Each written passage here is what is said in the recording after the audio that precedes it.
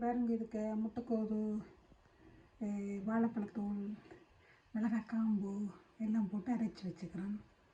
இதுக்கு ஒரு ஜக் வச்சுருங்க. அப்புறம் அரைச்சி வச்சுக்கிறேன். இதை இனி போத்தலுக்கு போட்டு வச்சா இனி உள்ளிக்கு இனத்துக்கு நல்லம். நீங்களும் செய்யுங்க. இங்கே பாருங்க, நீங்கள் அப்புறம் ஒரு சட்டியும் இதுவும் வச்சு நீங்கள் இந்த தோல், இந்த உருளைக்கிழங்கு தோல், வெங்காயத்தோல், உள்ளித்தோல் எல்லாம் நல்லா எனக்கு தெரிஞ்ச சும்மா வச்சு அம்மையாக நல்லா எனக்கு இந்த பயிர்கள் வளருது. நீங்களும் வச்சு எல்லாத்தையும் சேர்த்து வையுங்க உள்ளிக்கு. ஓகேங்களா?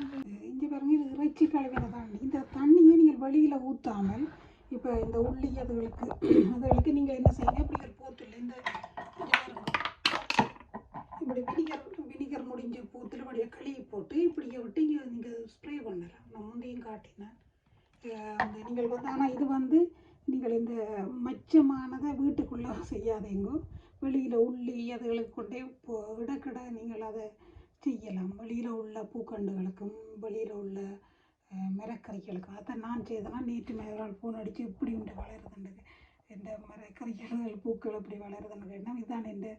இது நான் இந்த பழைய வீடியோவில் போய் பார்த்தீங்களாண்டா 2020 நான் அதெல்லாம் எப்படி என்று காட்டினேன். அதை போய் பாருங்கோ, அதன்படி செய்யுங்கோ. அப்போ தான் நிறைய விளைச்சல் எடுக்கலாம். மற்றது இங்கே பாருங்க, இது இறைச்சி தோல், மீன் தோல், முள்ளுகள் எல்லாம் அவிச்ச தண்ணி இதுக்கு வச்சுருக்கிறேன். அப்போ இதையும் நீங்கள் ஊற்றி அதுக்குள்ளே வரவெல்லாம் ஊற்றி விடுங்க.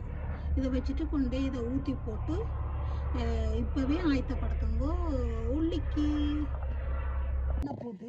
இங்கே பாருங்க, புனல் வெட்டிட்டேன். புனலெல்லாம் வேண்ட தேவையில்லை. அப்போ இந்த பாருங்க இதுக்கு வச்சுட்டு என்னடா நாங்கள் அதை இந்த வாழைப்பழத்தோல், முட்டைக்கோது எல்லாத்தையும் அடித்தது அதை நீங்கள் இதுக்கு அப்படியே நீர் அப்படியே இல்லாது அதை இப்படியே விட்டு விடுங்கன்னா புனல் வேண்ட தேவையில்லை.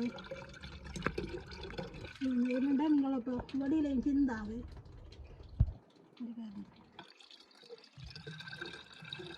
வாழைப்பழத்தோலும் முட்டை, இங்கே பாருங்க முட்டை இந்த கோது அது எல்லாத்தையும் கழுவி போட்டு அதுக்கு போட்டு வச்சுட்டு நல்லா இதுக்கு பாவிங்க உள்ளிக்கு நிலத்துக்கு நல்லா கிண்டி போட்டு முதல் இதை போட்டுட்டு பேர்ந்து நீங்கள் இரவை போட்டு மண்ணை போட்டு உள்ளிய வைக்கலாம்.